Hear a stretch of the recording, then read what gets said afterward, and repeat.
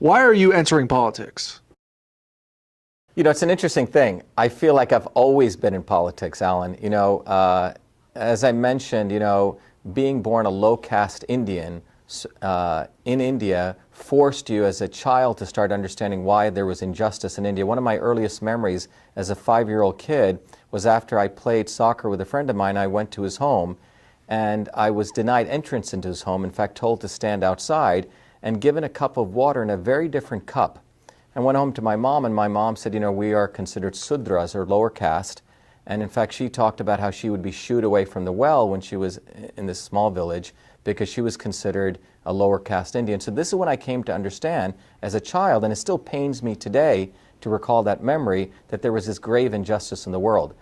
So my journey, as I talked about, coming to America in the early 1970s, growing up in this very diverse environment, even in America, where we first settled in Paterson, New Jersey, then we moved to Clifton, New Jersey, and then to Parsippany, and to also Livingston. Now, each one of those cities in New Jersey were from one of the poorest cities to one of the wealthiest cities. I always went to public school systems. But in that entire journey, I learned the diversity of America, but I also saw the injustices in America. So when I came to MIT, after I'd invented the first email system, believe it or not, I wasn't really that motivated in technology. I was more interested in why there were all these inequities in the system. What was the system?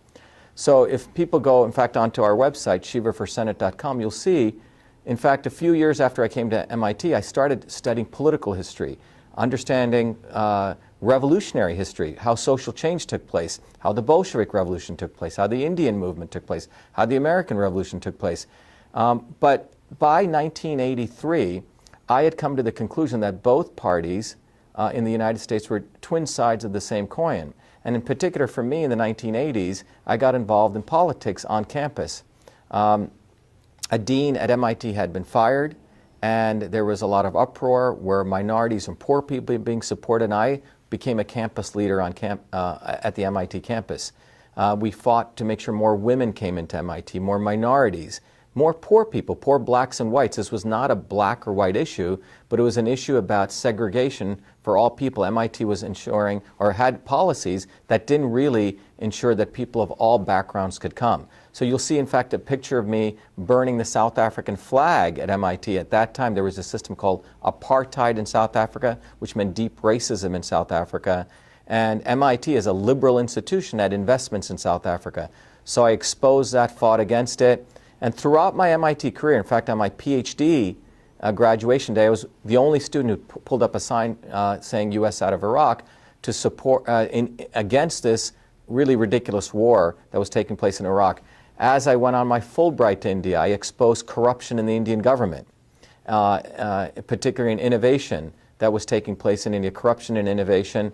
And then more recently, some of you may know, I fought against the fake news of Gawker Media, sued them, and we settled with them, and we exposed them, and we were victorious. So my life has always been about fighting since I was a 5-year-old kid all the way to being a 50-year-old, 53-year-old man. And so for me, entering politics is a natural process, particularly what recently took place in the recent election. Trump's winning was a necessary disruption to a system that was no longer serving America. And people like Elizabeth Warren, Bernie Sanders, Hillary Clinton, these people are really the reason that inequities continue, because they act as though they're serving humanity when they're in fact the most insidious part of the system. And that's why I'm running, because I want to expose not only the fact that they're misleaders, but give a bold new vision for this country.